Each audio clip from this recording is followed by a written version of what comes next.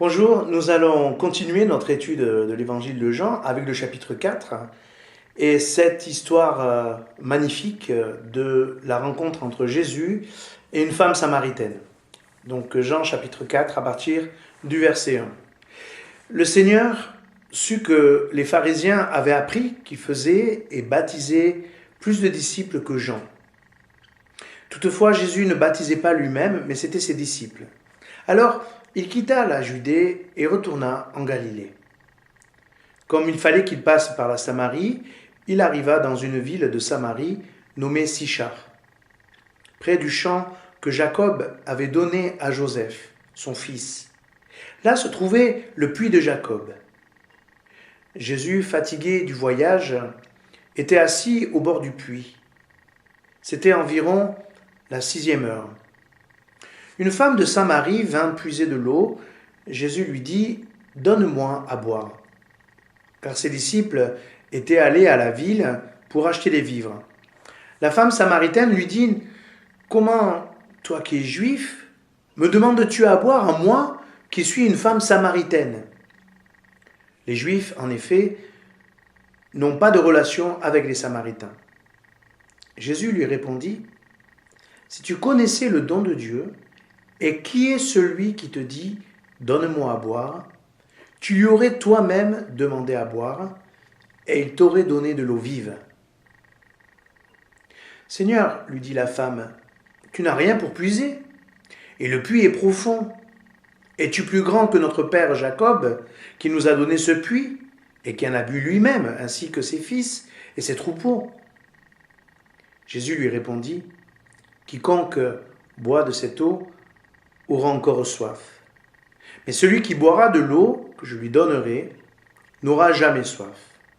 Et l'eau que je lui donnerai deviendra pour lui une source qui jaillira jusque dans la vie éternelle. » La femme lui dit, « Seigneur, donne-moi de cette eau, afin que je n'ai plus soif, et que je ne vienne plus puiser ici. » « Va, lui dit Jésus, appelle ton mari et reviens ici. » Nous lirons la suite la prochaine fois.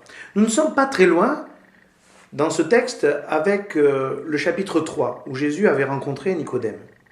Sauf que ce n'est pas du tout le même public.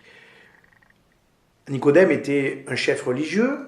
Cette Samaritaine est vraiment ce qu'il y a de plus éloigné pour Jésus.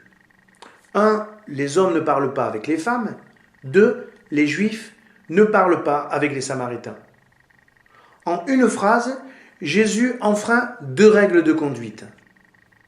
Pourquoi veut-il s'adresser à cette femme ? Oh, ce n'est pas pour lui témoigner du fait qu'il est le Messie, bien qu'il le dira par la suite, et nous le verrons la prochaine fois.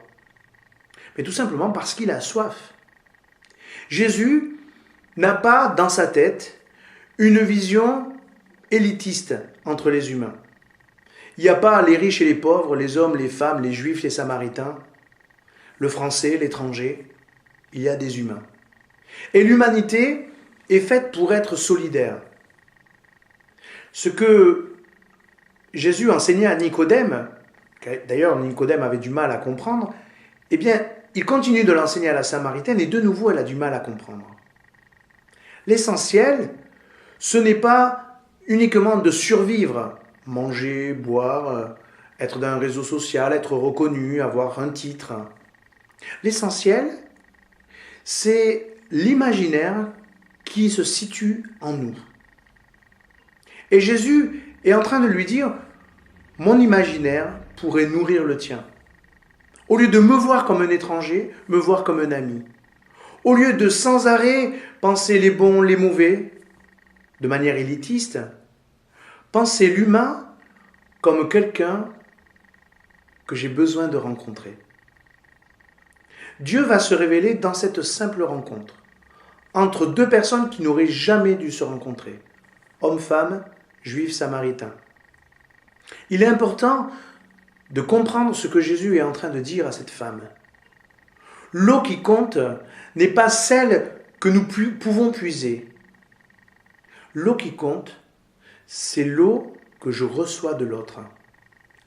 Ça peut être vrai pour l'eau, ça peut être vrai pour l'amour, ça peut être vrai pour le sens de la vie, nous avons besoin les uns des autres.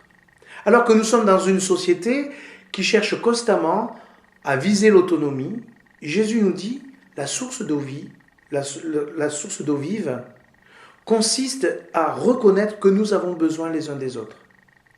Il ne s'agit pas de dépendre, il ne s'agit pas que les uns soient supérieurs aux autres, mais de comprendre la solidarité qui existe entre les humains.